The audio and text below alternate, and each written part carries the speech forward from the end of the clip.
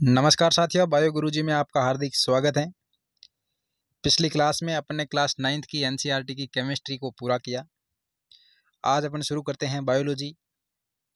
NCERT की आधारित है, 5वां चैप्टर ओवरऑल में देखें तो, और ऐसे देखें तो बायोलॉजी में पहला चैप्टर है जीवन की मौलिक इकाई, the fundamental unit of the life. पहले देखते हैं सेल यानी कोशिका। कोशिका क्या है? जीवन की जो मौलिक इकाई है वो क्या है? कोशिका है। कोशिका की खोज रॉबर्ट हुक ने 1665 के अंदर की। रॉबर्ट हुक ने एक पुस्तक लिखी जिसका नाम था माइक्रोग्राफिया। इस पुस्तक में रॉबर्ट हुक ने बताया कि उन्होंने अपने स्वनिर्मित सूक्ष्मदर्शी यानी कि सेल्फ मेड माइक्रोस्कोप के अंदर उन्होंने देखा कि एक वृक्ष की छाल से प्राप्त कोर्क पदार्थ से मधुमक्खी के छत्ते जैसी संरचनाएं, जिसे प्रकोष्ठ या कोशा कहा गया और उसी को ही कोशिका कहा गया। सेल शब्द जो है वो लैटिन भाषा का शब्द है जिसका अर्थ होता है छोटा कमरा। रॉबर्ट हुक ने बताया कि सभी सजीवों में अलग अलग एकक होते हैं, जैसे कि प्याज की झिल्ली की कोशिकाएं एक समान होती हैं। ये नीचे जो डायग्राम दे रखा है ये प्याज की झिल्ली की कोशिका हैं, जिसमें देखा कि सभी कोशिकाएं हैं जो एक समान होती हैं, जो घन के आकार की होती हैं, ऐसे घन आकार की, और इसके सेंटर के अंदर एक केंद्रक होता है। ठीक है। रॉबर्ट हुक ने जब 1665 में इस कोशिका की खोज की थी, ये जो कोशिका थी मृत कोशिका या डेड कोशिका, इसको सेल बोला जाता है। इससे पहले मेलपिगी नामक वैज्ञानिक ने 1661 में सेल देखी, लेकिन उन्होंने सेल को यूट्रिकुलाई या फिर सेक्युलस कहा। रॉबर्ट हुक के बाद में वैज्ञानिक ल्यूवेनहोक आए, एंटोनी ल्यूवेनहोक जिनका पूरा नाम है। उन्होंने 1674 के अंदर सबसे पहले उन्नत सूक्ष्मदर्शी से तालाब के जल में स्वतंत्र रूप से जीवित कोशिकाओं का पता लगाया। ल्यूवेनहोक ने जो कोशिका देखी वो जीवित कोशिका थी। इन्होंने इस जीवित कोशिका की खोज 1674 में की। कोशिका के केंद्रक की खोज रॉबर्ट ब्राउन ने की थी। रॉबर्ट ब्राउन ने 1831 के अंदर आर्किड पौधे की जड़ों में केंद्रक की खोज की। फिर J.E. पुरकिंजे ने 1839 में, यानी कि रॉबर्ट ब्राउन ने जब केंद्र की खोज की उसके 8 साल बाद में, कोशिका में स्थित तरल जैविक पदार्थ को जीव द्रव्य नाम दिया। जो कोशिका के अंदर जो जीव द्रव्य तरल पदार्थ पाया जाता है उसका नाम जो है वो पुरकिंजे ने 1839 में दिया। इसके बाद में एक कोशिका का सिद्धांत दिया गया। वो सिद्धांत दो जीव वैज्ञानिक स्लाइडेन एम स्लाइडेन व टी स्वान, यानी कि थियोडोर स्वान इनका पूरा नाम है।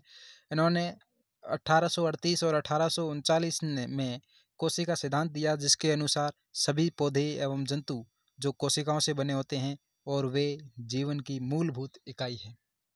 यानी कि सभी पौधे हो या फिर जंतु हो, कोई भी हो, सजीव जितने भी हैं इस विश्व में, जगत में, वो सारे के सारे कोशिकाओं से मिलकर बने होते हैं, और ये कोशिका हैं जो इस जीवन की मूलभूत इकाई है। इसके बाद में रुडोल्फ विर्चो ने 1855 में, ये 1855 है, 1855 में बताया कि सभी कोशिकाएं जो होती हैं वो अपने से पूर्ववर्ती कोशिकाओं से निर्मित होती हैं या उन पूर्ववर्ती कोशिकाओं से बनती हैं। उन्होंने जो इस शब्द को, एक लैंग्वेज थी इनकी, ओमनीज सेलुला ई सेलुला। इसके बाद में सन 1940 में इलेक्ट्रॉन सूक्ष्मदर्शी की खोज हुई। फिर देखते हैं कि जो सजीव होते हैं वो जीव जो है वो दो प्रकार के होते हैं। दो प्रकार के कोशिकाओं से होते हैं, एक कोशिकीय जीव और दूसरे बहुकोशिकीय जीव। एक कोशिकीय जीव ऐसे जीव जिनका संपूर्ण शरीर जो एक ही कोशिका से मिलकर बनी होती है। अनुमान लगा सकते हैं कि एक कोशिकीय जीव हैं जिनको अपन नंगी आँखों से नहीं देख सकते हैं। इनको देखने के लिए एक विशेष प्रकार के माइक्रोस्कोप का प्रयोग किया जा सकता है। एक कोशिकीय जीव जिसका उदाहरण देखते हैं अमीबा, क्लेमिडोमोनास, पैरामीशियम, बैक्टीरिया आदि। ये जो जीव हैं ये एक कोशिकीय जीव हैं जिनके अंदर इनका पूरा जो संपूर्ण शरीर है वो एक ही कोशिका से निर्मित होता है। इसके बाद देखते हैं बहुकोशिकीय जीव। ऐसे जीव जिनका संपूर्ण शरीर अनेक कोशिकाओं से मिलकर बना होता है, जो विभिन्न कार्यों को विभिन्न अंगों से संपन्न करते हैं। यानी कि अलग अलग कार्य करने के लिए अलग अलग इनके पास में सुविकसित अंग होते हैं, जिनके द्वारा वो अलग अलग कार्य करते हैं। इन्हें बहुकोशिकीय जीव कहते हैं। जैसे फंजाई यानी कवक, पादप यानी कि प्लांट्स जितने भी हैं, प्लांट्स और एनिमल जितने भी हैं, जंतु, ये जो है बहुकोशिकीय जीवों के अंतर्गत आते हैं। कुछ जीवों में विभिन्न प्रकार की कोशिकाएं भी होती हैं। जैसे मानव के अंदर चिकनी पेशी कोशिका, रुधिर कोशिका, तंत्रिका कोशिका, अस्थि कोशिका, अंडाणु, शुक्राणु, वसा कोशिका आदि अलग अलग विभिन्न प्रकार की कोशिकाएं होती हैं। अंडाणु और शुक्राणु भी कोशिकाएं हैं। कोशिकाओं की आकृति और आकार उनके विशिष्ट कार्यों के अनुरूप होते हैं। जो कोशिकाएं होती हैं उनका आकार और जो आकृति होती है उनके विशिष्ट कार्य के अनुरूप होती हैं। जो वो जैसा कार्य करते हैं उनका आकार और आकृति उस कार्य के अनुसार या अनुरूप होते हैं। कुछ कोशिकाएं अपना आकार बदलती रहती हैं। जैसे अमीबा के अंदर है, वो अपना आकार जो है वो बदलती रहेगी और इसी के द्वारा इसी भोजन प्राप्त करने के लिए अपना आकार बदलती हैं। अब भोजन को बीच में लेती हैं। इस प्रक्रिया को अमीबा के अंदर जो ये प्रक्रिया होती हैं इसको विसरण कहा जाता है। यानी कि अमीबा जो है भोजन प्राप्त करने के लिए विसरण प्रक्रिया को करता है। कुछ जीवों के अंदर कोशिका का जो आकार होता है लवबल स्थिर होता है, जो कोशिका के लिए विशिष्ट होता है। जैसे कि तंत्रिका कोशिका है, हमारी जो तंत्रिका कोशिका है उसका आकार है हमेशा के लिए स्थिर होता है और ये एक विशिष्ट कार्य करती हैं। इसके अलावा इसका कोई दूसरा कार्य नहीं होता। प्रत्येक जीवित कोशिका में कुछ मूलभूत कार्य करने की क्षमता होती है जो सभी सजीवों का गुण है। यानी कि प्रत्येक जीवित कोशिका है उसमें एक मूलभूत कार्य करने की क्षमता होती है जो सभी सजीवों के अंदर ये प्रमुख गुण माना जाता है। बहुकोशिकीय जीवों में श्रम विभाजन होता है, अर्थात यानी कि विभिन्न अंग जो हैं विभिन्न कार्य करते हैं। जैसे हृदय है जो रुधिर का पंप करता है, आमाशय है वो पाचन का कार्य करता है, जैसे कि हम नाक है श्वसन के कार्य करता है, मुख है जो भोजन अंतर्ग्रहण करने का कार्य करता है। ऐसे अनेक ऐसे अंग हैं जो अपना अपना विशिष्ट विभिन्न तरह के कार्य करते हैं। फिर बात आती है कोशिकांग की कि कोशिकांग क्या होता है। कोशिकांग यानी कि प्रत्येक कोशिका के अंदर कुछ विशिष्ट घटक पाए जाते हैं जिन्हें कोशिकांग कहते हैं। यानी कि प्रत्येक कोशिकांग जो एक विशिष्ट कार्य करता है। जैसे कि कोशिका में नए पदार्थ का निर्माण करना हो, अपशिष्ट पदार्थों का निष्कासन करना हो, ये एक कोशिकांग जो होता है वो करता है। कोशिका के अंदर केंद्र के अलावा विशेष प्रकार के कोशिकांग पाए जाते हैं जो एक अलग अलग अपने कार्य करते हैं, विशिष्ट कार्य करते हैं।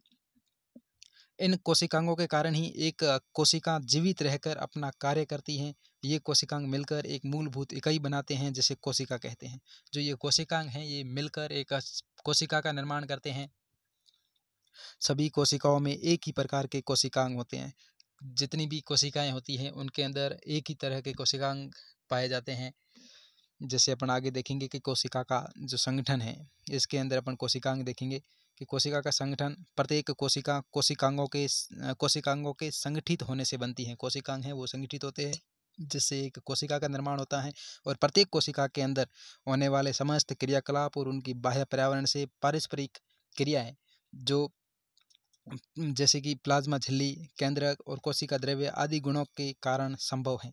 जो ये पारस्परिक क्रियाएं जो हैं पर्यावरण के साथ में जो कोशिका की, वो किसके कारण संभव है? इस कोशिका संगठन के कारण ही संभव है। जैसे प्लाज्मा झिल्ली है, केंद्रक है, कोशिका द्रव्य है आदि। फिर देखिए हैं कोशिका संगठन में सबसे पहले अपन पढ़ते हैं प्लाज्मा झिल्ली या प्लाज्मा मेम्ब्रेन, या इसी को कोशिका झिल्ली भी कहा जाता है। प्लाज्मा झिल्ली की जो खोज की थी वो स्वान ने की थी। अभी जो पढ़ा था अपन ने टी स्वान यानी कि थियोडोर स्वान था, उन स्वान ने प्लाज्मा झिल्ली या प्लाज्मा मेम्ब्रेन की खोज की थी। ये पहला प्लाज्मा झिल्ली जो है या कोशिका झिल्ली है जो फास्फोलिपिड यानी कि वसा और प्रोटीन की बनी होती हैं। यह कोशिका की सबसे बाहरी परत है जो कोशिकाओं के घटकों को पर्यावरण से अलग करती हैं। जो पर्यावरण है उससे कोशिका के जो घटक हैं इनको अलग करती हैं। साधारण तौर पर अगर देखा जाए तो अगर पर्यावरण के सीधे संबंध में अगर कोई आए तो वो कोशिका झिल्ली हो सकती है। ठीक है। प्लाज्मा झिल्ली कुछ चयनित पदार्थों को अंदर या बाहर आने जाने देती है, यानी कि कुछ विशिष्ट पदार्थों का आवागमन करने के लिए प्लाज्मा झिल्ली उत्तरदायी होती है और अन्य पदार्थों की गति को रोकती है। जैसे कुछ ऐसे पदार्थ हैं जो हमारे काम के नहीं होते हैं, जिसके हमारे शरीर के अंदर उसका कोई उपयोग नहीं होता है, तो ऐसे पदार्थों को गति को वो रोकती हैं, इसलिए इसको वर्णात्मक पारगम्य झिल्ली भी कहते हैं। यानी कि वर्णात्मक पारगम्य झिल्ली किसे कहते हैं? यानी कि ऐसी झिल्ली जो कुछ चयनित पदार्थों को अपने अंदर और बाहर आने जाने देती है, यानी कि आवागमन का कार्य करती हैं और अन्य पदार्थों को रोकती हैं, जिसको वर्णात्मक पारगम्य झिल्ली कहते हैं। जैसे कार्बन डाइऑक्साइड का जो विसरण है,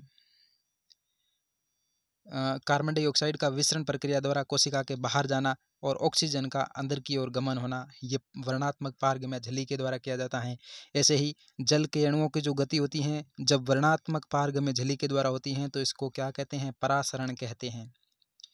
जंतु कोशिका या फिर पादप कोशिकाओं को शक्कर या फिर नमक के विलयन के अंदर अगर रखने पर इनके अंदर परासरण और विसरण की प्रक्रिया देखी जा सकती हैं। जैसे सबसे पहले देखती हैं कि कोशिका को जब तन्नु विलयन के अंदर, यानी कि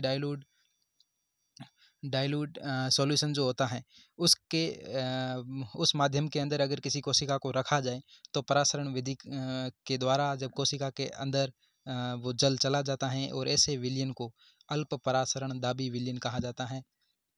यानी कि जब किसी पदार्थ, यानी कि इसका उदाहरण एग्जाम्पल अपन ले सकते हैं किशमिश को जब डाइल्यूट सॉल्यूशन वाले माध्यम के अंदर रखते हैं तब परासरण विधि के द्वारा जल है जो उस किशमिश के अंदर चला जाता है और किशमिश फूल के बड़ी हो जाती हैं और ऐसे विलयन को अल्प परासरण दाबी विलयन कहते हैं।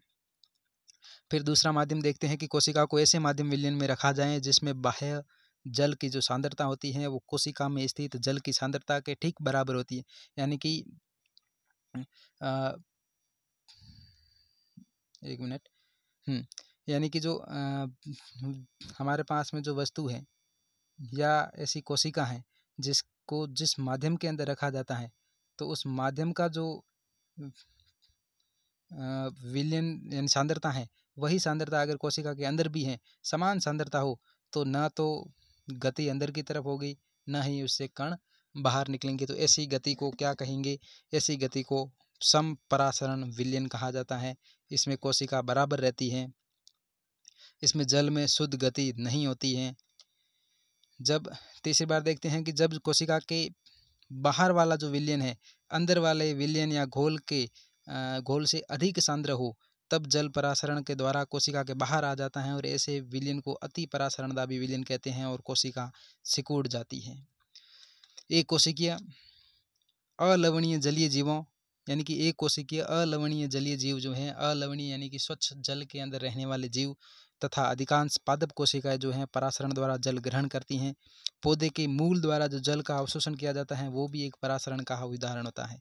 यानी कि पौधे की जो जड़ होती है, जड़ के द्वारा जब जल को अवशोषण किया जाता है तो वो भी एक परासरण विधि के द्वारा ही अवशोषण किया जाता है। फिर नेक्स्ट, विसरण कोशिका को जल तथा गैसों का आदान प्रदान करती है। विसरण जो है वो कोशिका को जल और गैसों का आदान प्रदान करती है। विसरण है वो कोशिका को बाहरी पर्यावरण से पोषण ग्रहण करने में सहायता करती हैं। प्लाज्मा झिल्ली है जो लचीली होती हैं, कार्बनिक अणुओं, लिपिड और प्रोटीन से बनी होती हैं। अमीबा जो अपना भोजन है विसरण द्वारा प्राप्त करता है और इस प्रक्रिया को एंडोसाइटोसिस कहते हैं। अमीबा अपना भोजन जो जिस प्रक्रिया के द्वारा करते हैं वो प्रक्रिया विसरण है और इसी प्रक्रिया को एंडोसाइटोसिस कहा जाता है। प्लाज्मा झिल्ली पर सिंगर और निकोलसन ने एक तरल मोज़ेक मॉडल प्रस्तुत किया था जो बहुत कामगार रहा। इसी के साथ में आज अपना जो कोशिकांग है, कोशिका संगठन है, उसमें सबसे पहला अपन ने जो पढ़ा है आज वो पढ़ा है प्लाज्मा झिल्ली। इसके बाद में नेक्स्ट कोशिका संगठन देखेंगे जिसमें कोशिका भित्ति आएगी, कोशिका द्रव्य आएंगे उसके अंदर कोशिकांग आएंगे, अनेक अलग अलग तरह के उनके अलग विशिष्ट कार्यों को अपन अध्ययन करेंगे। आज के लिए इतना ही। कल के वीडियो का कल वीडियो एक आएगा जिसके अंदर अपन देखेंगे जो आगे के जो कोशिकांग हैं, कोशिकांगों के क्या कार्य रहेंगे, उनके क्या विशिष्ट कार्य रहेंगे, इसके बारे में। आज के लिए इतना ही। बहुत बहुत धन्यवाद। जय हिंद, जय भारत।